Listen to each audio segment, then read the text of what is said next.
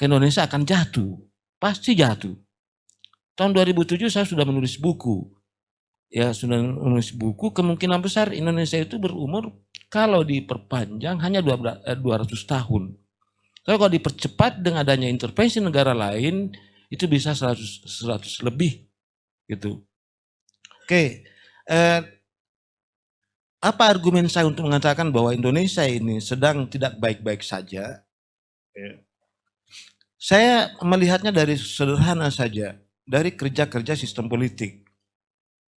Nah, gimana struktur politik ini? Kita lihat infrastruktur politiknya. Bapak bisa sendiri evaluasi, data-data sudah menyediakan. Partai politik, media massa, kelompok kepentingan, dan elit politik, itu infrastrukturnya tidak ada yang menjalankan fungsi input secara baik.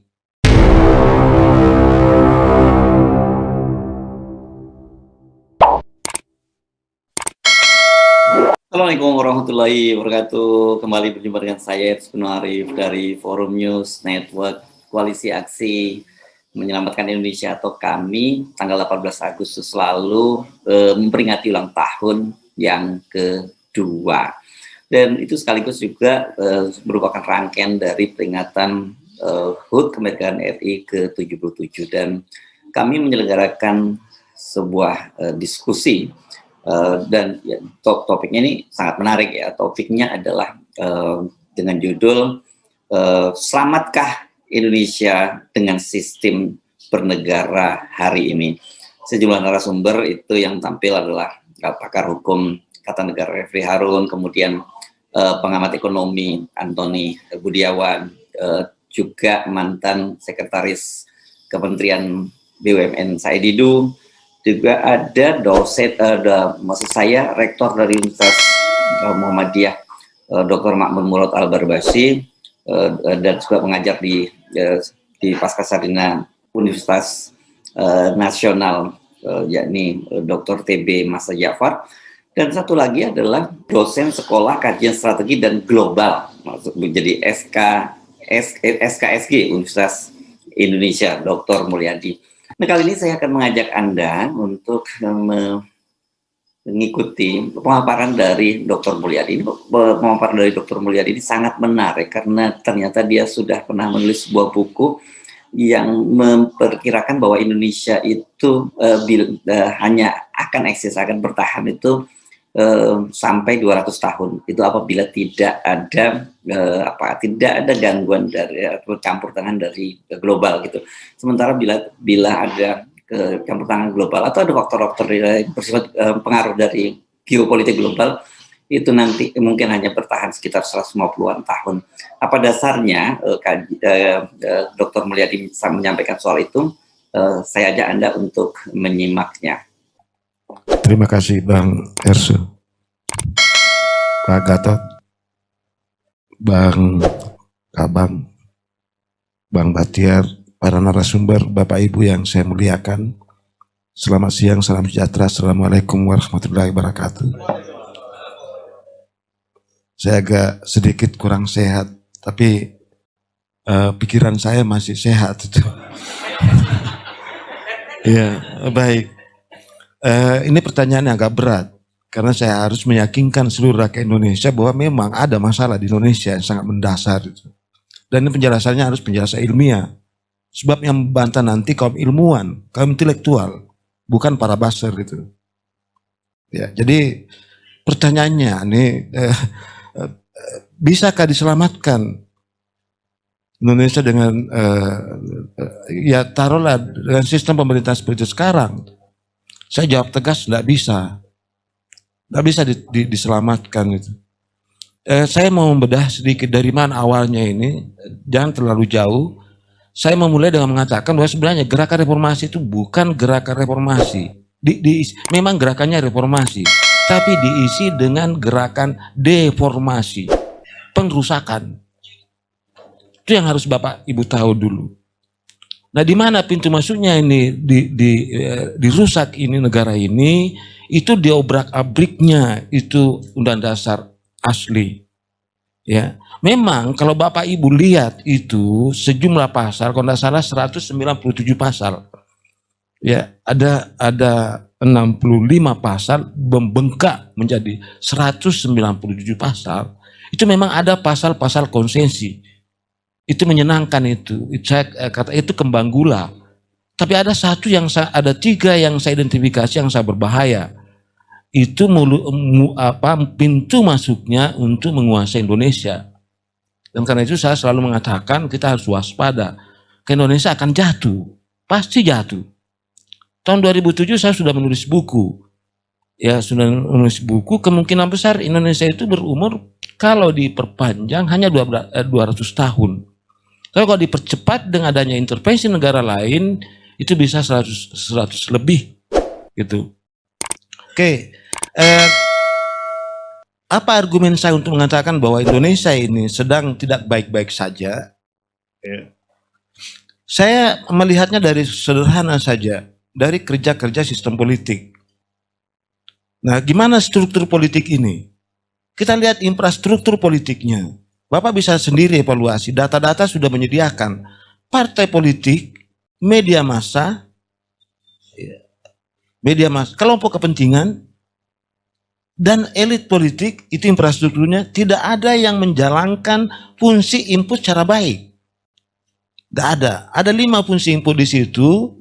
Ya, pertama artikulasi politik, 2 agregasi politik, 3 sosialisasi politik. Ini bukan sosialisasi ya, sosialisasi politik transfer nilai.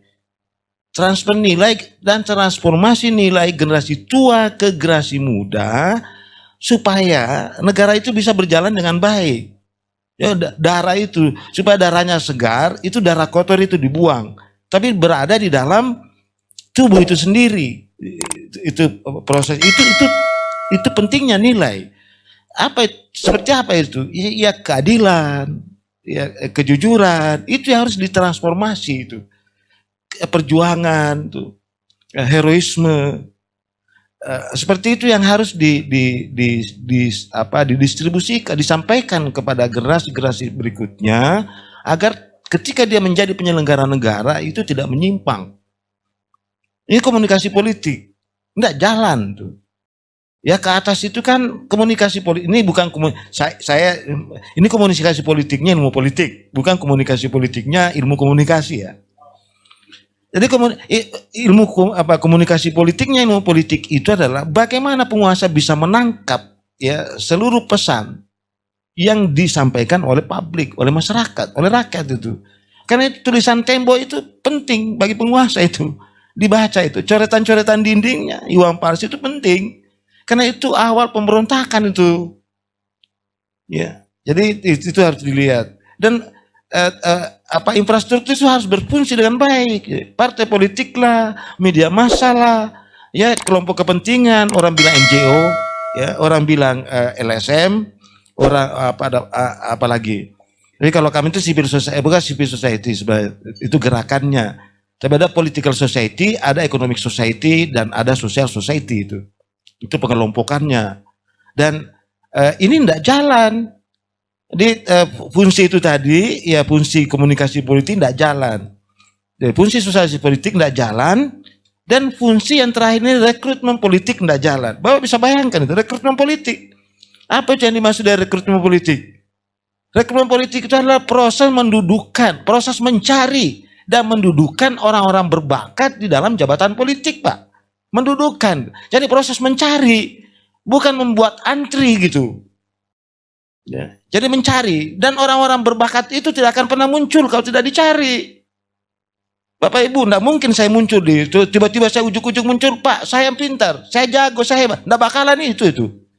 Dia akan sembunyi, karena itu teori rekrutmen politik menyuruh orang mencari.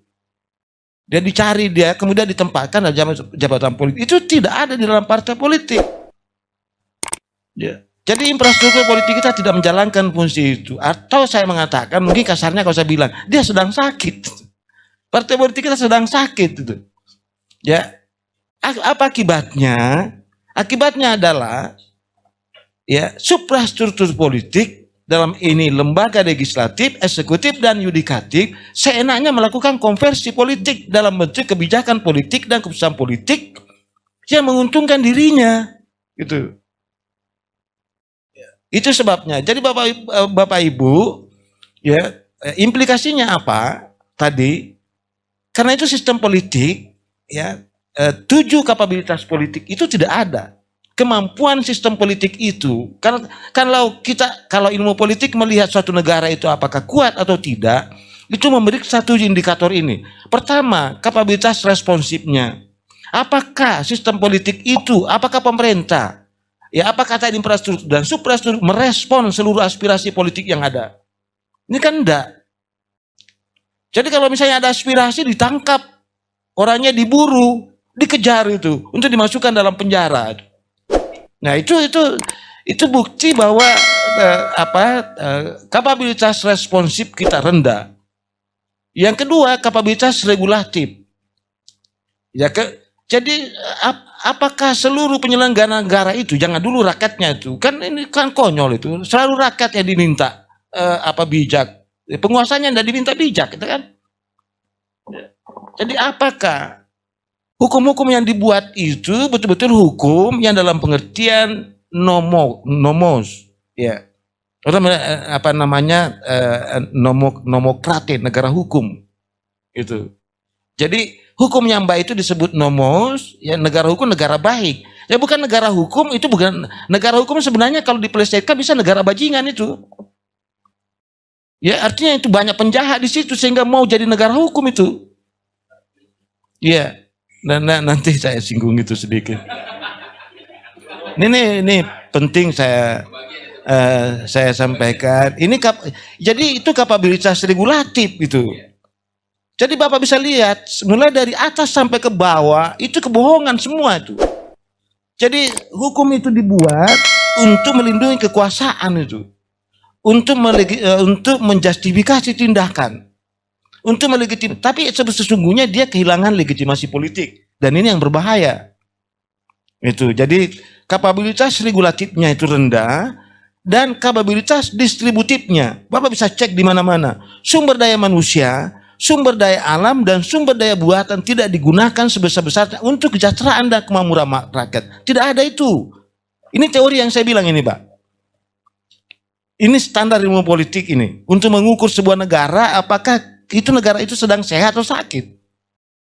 Ya. Jadi apabila sumber daya alam, sumber daya buatan, sumber daya manusianya itu tidak digunakan sebesar-besarnya untuk kesejahteraan, ya, untuk kemakmuran rakyat, itu berarti salah sistem politik itu. Ya. Kemudian itu kapabilitas simboliknya. Bapak bisa lihat, ya, biar lihat sendiri. Bagaimana itu? Apakah pejabat-pejabat politik kita berwibawa di mata rakyat? Enggak, saya yakin enggak. Itu dengan adanya ancaman, dengan adanya sekarang pasal-pasal yang dibuat untuk melindungi pejabat politik itu dengan ujaran kebencian, penghinaan dan sebagainya, kan? Penghinaan itu pertanda bahwa kapabilitas simbolik negara itu sedang rendah, gitu. Ya, jadi kalau misalnya saya ketemu seorang pejabat kemudian saya hormat, itu manipulasi itu. Itu palsu saya itu. Sesungguhnya dalam hati saya itu berontak, mungkin mengatakan brengsek lu. Kira-kira begitu. Itu sebenarnya yang dimaksud dengan kapabilitas simbolik. Kalau diperluas, Bapak Ibu, Bapak pernah enggak dengar itu? Ketika tanggal 16, 17 itu pegawai negeri itu berdiri depan televisi itu. Untuk apa itu? Karena pidato presiden di situ itu betul-betul itu membawa kesejahteraan, kenaikan gaji misalnya, kan? Tepuk tangan itu. Jadi bisa dibayangkan itu pidato-pidato itu ditunggu oleh masyarakat itu. Kenapa? Karena ada pesan yang dikirim oleh penguasa atau pemerintah bahwa Anda sedang menuju kesejahteraan dan kemakmuran. Tapi sebaliknya, kalau pidato-pidato itu ya sudah mengandung unsur ya manipulasi, kebohongan, itu bertanda bahwa kapabilitas simbolik negara itu sedang rusak dan Anda jangan pernah percaya bahwa negara itu sedang sehat. Jangan pernah percaya. Itu teorinya. Silakan Bapak Ibu ya, kalau saya selalu mengatakan begitu agak untuk menghindari delik. Ya. Saya supaya menghindari delik. Jadi saya sebenarnya saya masih ingin berjuang di luar. Saya ingin bebas. Tapi kalau saya dikerangkeng dengan cara-cara penguasa, kan saya tahu cara penguasa mengkerangkeng saya, menghabiskan waktu saya ngurus pidana dan sebagainya. Pada akhirnya saya dilepas juga kan. Tapi kan ada kesempatan saya untuk berdiri di mana-mana, untuk mengajar mahasiswa, untuk berdialog dengan teman. Jadi strategi saya saja untuk menghindari itu daripada saya masuk hutan. Ya saya kan tetangga saya itu Karmusakar itu kan, itu repot juga. Pada akhirnya masuk hutan, kemudian dibujuk dengan operasi pagar betis. Ini operasi pagar betisnya unik juga, karena orang tua disuruh berteriak masuk ke hutan, kembalilah kamu, negara sudah aman, ya kita sudah berdamai, kira-kira begitu. Jadi itu kapabilitas simbolik. Kapabilitas domestik internasional kita juga lemah. Bapak lihat, ya. Jepang tanggal 6, tanggal 9 itu rata dengan tanah. Masa depannya suram. Kita 17 Agustus 1945 kita mimpi indah, Pak. Jepang itu mimpi buruk. Tapi apa yang dicari itu? Ini seorang kaisar memerintahkan kepada panglimanya, carikan saya guru. Bukan dosen, Pak. Bukan dosen tuh. Bukan ilmuwan yang dicari, guru. Kenapa? Guru itu pendidik. Dia ingin membangun manusia. Dia berjanji 20 tahun saya akan bangun Jepang kembali. Dan terbukti hanya 20 tahun Jepang menaklukkan ekonomi Amerika. Gitu. Dan keuntungan dari ekonominya itu digunakan untuk membangun infrastrukturnya. Dan dari infrastruktur itu kemudian dia sulap negaranya untuk menjadi negara tujuan. Ya. Untuk apa caranya? Dia menggunakan diplomasi kultur dan diplomasi publik untuk meyakinkan kepada dunia bahwa Jepang itu manusia baik, berbudaya baik. Dan Bapak Ibu semua yakin sampai sekarang bahwa Jepang itu baik-baik saja kan? Padahal sesungguhnya tidak. Gitu. Ya, Jepang menggunakan itu diplomasi itu. Negara powerful menggunakan 3 jenis diplomasi: provokasi, ya, kapal induk dan ofensif. Ditambah 1 ya diplomasi dolar, bantuan. Jepang juga menggunakan itu. Ya. Nah, sekarang Indonesia mau pakai diplomasi apa? Nggak ada. Makanya itu jangan heran kalau kepala negara kita sesungguhnya dihina itu, Pak. Dihina itu. Cuma cara kita aja. Saya aja nggak tega melihat presiden saya begitu. Tapi itu konsekuensi logis dari ketidakmampuan kita menafsirkan politik bebas aktif. Politik bebas aktif itu artinya satu pilihan politik untuk tidak berada di 2 preman tanda kutip. Jadi Indonesia tidak boleh memihak kepada preman A, tidak boleh, dan ke preman B tidak boleh. Dia harus berdiri sendiri. Karena itu harus membangun kekuatan. Dimulai dari mana? Dimulai dari dirinya sendiri. Karena itu Jepang tidak pernah membangun infrastrukturnya dari utang dan investasi. Itu dicatat itu, Pak. Dan yang membuat rusak negeri ini tadi karena berlandaskan pada utang dan investasi. Ketika utang dan investasi, maka Anda menjual sumber daya manusia, sumber daya alam, dan sumber daya buatan. Karena itu Anda harus memasang karpet merah. Karpet merahnya di mana? Deregulasi. Karena itu hukum kita diobrak-abrik, Pak. Debirokratisasi. Itu ada semua diskriminasi di situ.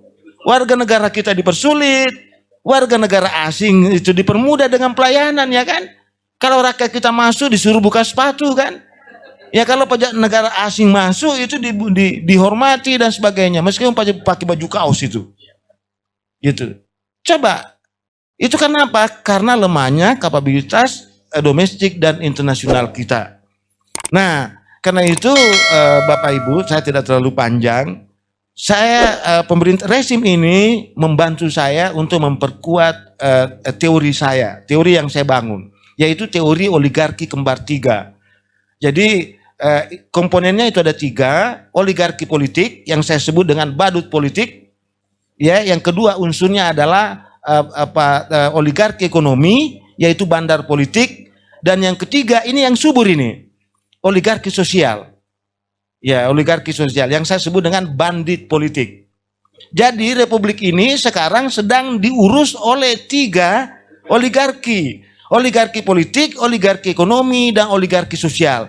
Yang paling berbahaya yang oligarki sosial ini. Ya, sekelompok orang ya yang bisa mengendalikan massa digunakan sebagai daya tawar untuk menukar ya ekonomi dan politiknya, suaka politik dan ekonomi. Itu untuk mendapatkan jabatan, untuk mendapatkan kehidupan yang layak. Nah, ini masuk kategori kelompok-kelompok saya, teman-teman saya, kolega saya, para intelektual itu yang saya sebut dengan intelektual telepon koin. Nah, ini teleponin ini yang berbahaya karena mencari ayat, mencari teori untuk menjustifikasi tadi. Ya coba, nah karena itu apa solusinya? Ya memang secara struktur kita harus melalui pemilu. Tapi kan pemilu kita ini agak rusak, karena pesertanya gimana? Partai politik tadi kan saya sudah bilang di awal, gitu. Ya, jadi pemilu itu 2 fungsinya. Ya, pertama untuk menyingkirkan orang-orang jahat agar tidak memerintah, bisa enggak? Gitu, menapis itu.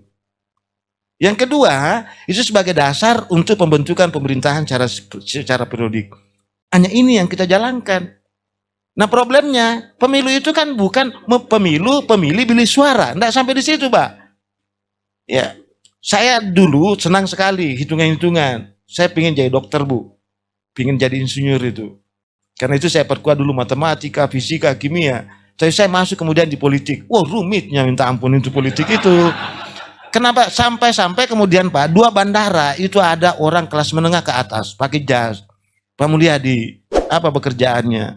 Waktu itu saya jadi tenaga ahli di Bawaslu, jadi banyak ke daerah-daerah ikuti pilkada, Pak. Ya, ke lorong-lorong republik ini memiliki kotak suara itu. Saya jelaskan tadi bahwa pemilu itu bukan pemilih bilik suara. Pemilu itu legitimasi dan justifikasi politik. Tidak ada gunanya 80% partisipasi kalau yang di situ anjing gila kan. Orang gila memilih tuyul. Ya kan, karena isinya DPT itu kan banyak tuyulnya, banyak setannya itu kan. Orang meninggal tidak dikeluarkan dari daftar pemilih. Nah, kan kayak begitu itu. Nah, yang begitu maksud saya, ya itu harus dibersihkan semua itu kalau kita mau. Nah, saya kembali. Tadi saya bilang di konstitusi. Jadi ada di situ 3 pasal yang sangat berbahaya. Pasal 33 ayat 4 itu demokrasi ekonomi. Itu sangat berbahaya. Banyak orang tidak tahu. Saya ngeri karena saya ilmu politik. Ya, itu liberalisme yang masuk dalam liberalisme yang masuk dalam dunia sosial jadi individualisme. Liberalisme masuk di dalam dunia ekonomi namanya kapitalisme. Liberalisme yang masuk di dalam politik namanya demokratisme. Demokratisme ini. Inilah yang digunakan demokratisme yang digunakan oleh MPR karena dia mengatakan suara bulat sehingga dia mengobrak-abrik konstitusi. Itu tadi. Dia berani merubah majelis permusyawaratan institusi penjelmaan menjadi sekedar rumah bagi institusi perwakilan politik. Ini sesuatu yang berbeda, Pak. Yang berbeda dengan negara lain. Ini dobrak-abrik karena jadinya pemilihan langsung. Nah, pemilihan langsung kita tidak siap. Das Amerika saja ada dengkotnya demokrasi itu. Nah, kan ada yang mengatakan, terus negara lain yang presidensi kan juga pemilihan langsung. Iya, pemilihan langsung. Tetapi tidak ada MPR-nya. Gitu.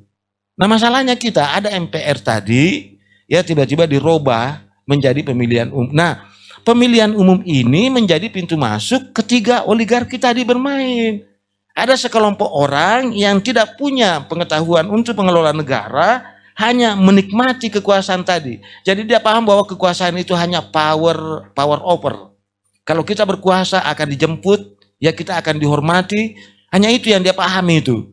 Ya, dan power ini berbahaya karena jabatan, ya power itu kekuasaan, wewenang, pengaruh dan kekuatan. Nah, ini nanti kita akan masuk di diskusi ini nanti. Ini kekuatan itu basisnya pada otot dan senjata, Pak. Karena itu negara yang sedang sakit itu sangat mengandalkan intelijen, sangat mengandalkan polisi dan militer untuk pengawal kekuasaan, gitu. Ya, jadi tapi kalau ya power over untuk kekuasaan di bidang wewenang, bahayanya itu pangkat dan jabatan. Dan dalam hal yang sakit parah, pangkat dan jabatan itu jadi suap politik.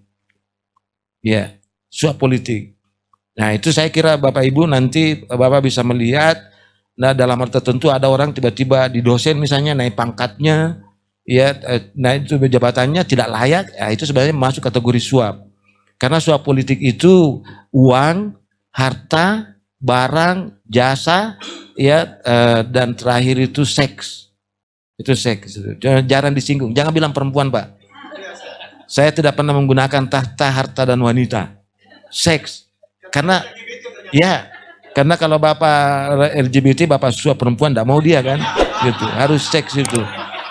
Jadi itu, nah, saya ingin mengakhiri apa akibatnya ketika 7 kapabilitas itu tadi rusak. Ya tadi indikator rusaknya negara itu ada 3. Pertama, negara itu dalam keadaan tidak stabil. Yang kedua, negara itu tidak adaptif, tidak bisa beradaptasi. Karena itu saya mau taruhan kalau terjadi konflik, karena konflik kita ini kan konflik multi, Pak. Jadi horizontalnya juga, vertikalnya juga. Kalau itu meledak, keamanan tidak bisa, pertahanan kita lemah. Yaitu, jadi ada 3 bahayanya tadi, ya, dan tidak stabil, ya, tidak adaptif dan tidak integratif. Bapak bisa lihat perpecahan di mana-mana itu tadi. Ya, kadrun tadi, ya. Jadi negara ini sedang memproduksi, ya, mereproduksi ketakutan dengan cara melakukan pembelahan politik yang seharusnya itu ditangani. Ya, memberikan kelompok tertentu untuk menggunakan istilah Islam Islam Nusantara untuk menghajar Islam Arab. Padahal sebenarnya tidak ada di situ itu. Ya, yang kedua, karena kekuasaan itu tidak punya legitimasi dan justifikasi politik untuk bertindak, maka hanya 2 yang dilakukan. Pertama, manipulasi politik. Ya, jadi jangan heran kalau misalnya muncul, ya, kebohongan itu, karena itu memang manipulasi. Jadi di dalamnya itu berisi agitasi dan propaganda politik yang ada. Karena itu dalam sistem yang rusak seperti ini, itu sangat laku yang namanya buzzer. Saya juga pernah bermimpi itu. Jangan, kalau saya gunakan ilmu saya, bikin aja deh perusahaan buzzer kan. Ya gitu. Saya bisa jadi kaya raya, mengambil keuntungan. Ya gitu kan. Nah, itu manipulasi. Yang kedua, mobilisasi. Mobilisasi itu suap, ya, suap politik atau koersi. Nah, koersi politik ini Bapak Ibu ada 3, ya, ada political assassination, yaitu pencemaran pengrusakan reputasi. Apalagi teknologi sekarang sudah berkembang, semuanya bisa dibuat itu. Jadi orang yang tadinya dia tidak selingkuh baik-baik saja bisa dibuat macam-macam itu. Itu pengrusakan reputasi. Yang kedua itu memang ada extrajudicial killing, pembunuhan tadi, ya, pembunuhan di luar hukum. Jadi kekuasaan. Dan yang ketiga adalah unlawful killing. Jadi dibunuh atas nama hukum. Padahal sesungguhnya tidak boleh dibunuh itu. Saya pikir itu nanti kalau diskusi berkembang, ya, saya menjaga ini jangan sampai, karena ini kan dipublikasi, ditonton banyak orang ini. Nanti keluar dari sini Mulyadi ditangkap. Ya, kalau saya ditangkap tidak ada kesempatan saya untuk ceramah lagi di mana-mana kan. Padahal saya itu penting gitu kan. Karena ya itulah saya bilang. Ya kan saya bilang tadi, ya itu cara saya untuk delik. Saya pernah berpikir saya masuk hutan saja ya memimpin. Tapi repot juga kan. Ya kalau saya tidak punya kekuatan untuk pengiriman senjata gelap, saya tidak bisa juga melawan itu kan. Kira-kira begitu. Jadi ini penting semua dipertimbangkan. Ya Bapak Ibu, hanya itu yang bisa saya sampaikan, kita berbagi tadi. Ini kurang standar ilmiah teori yang saya sampaikan. Periksa saja yang saya sebutkan tadi. Ya teori yang saya bikin tadi, ya oligarki politik, oligarki politik, oligarki ekonomi, sekelompok orang yang punya nafsu untuk menguasai seluruh sumber daya alam, sumber daya manusia, ya sumber daya buatan, itulah yang menyediakan uang, yang saya sebut dengan bandar politik. Ya, bandar politik. Ini pernah ada kasusnya. 5 calon bupati, ya yang saya lihat sama-sama punya peluncur, sama-sama bandarnya, Pak. Ya, ternyata si bandar ini tidak peduli, ya dari 5 ini siapa yang menang. Yang dia siapkan ketika Anda menang, maka konsensi politik harus Anda tanda tangani. Ya, luar biasa itu. Dan Kalau konsensi politiknya itu saya lihat itu banyak mainnya di lahan itu. Dan itu sangat berbahaya. Satu lagi yang saya mau tutup, ya, jangan ini ada kasus kemarin warga negara. Jadi ada warga negara yang bisa lolos dalam pemilu dan bisa menang dalam pilkada. Itu berarti bahwa sistem kita tidak bisa itu menapis mana warga negara yang bukan warga negara. Ya, karena itu saya berikan perhatian. Ada 3 dalam konstitusi. Tadi kuasai ekonominya itu pasal 4, kuasai politiknya 6A. Itulah saya sebut. Saya tidak pernah mengatakan ini koalisi. Ini adalah koalisi kumpul kebo. Ya, tidak ada dalam teori kepartaian itu partai A boleh mencalonkan kader partai B. Haram hukumnya itu. Itu zina politik itu. Ya, zina politik itu. Ini bukan saya kutip ayat ya. Tidak ada teorinya itu. Kalau Anda mau berkoalisi di sebelumnya itu merger namanya. Pak Harto pernah pakai fusi. Boleh. Itu dipaksakan. Jepang LDP fusi. Ya, itu fusi. Tapi kalau koalisi yang benar ada di parlementer. Bersaing dulu dalam pemilu, tidak ada partai pemenang mutlak, ya, barulah dia berkoalisi. Tapi kalau ada partai mengundurkan diri dari koalisi, maka pemerintahan itu jatuh. Nah, kalau di sini enggak, bukan koalisi. Jadi itu persekongkolan jahat, ya. Partai bersekongkol itu istilah saya untuk mendukung bahwa ini koalisi kumpul kebo itu adalah siasat untuk mencegah putra-putri terbaik masuk untuk mencalonkan. Pada negara-negara maju itu ya kandidat, karena peserta pemilu itu ada 2, partai politik dan perseorangan. Perseorangan ini memfasilitasi kandidat independen. Tujuannya adalah untuk menguji apakah partai politik itu benar melakukan rekrutmen politik. Gitu. Nah, karena itu negara yang sehat demokrasinya tidak akan pernah itu calon independen itu menang, Pak.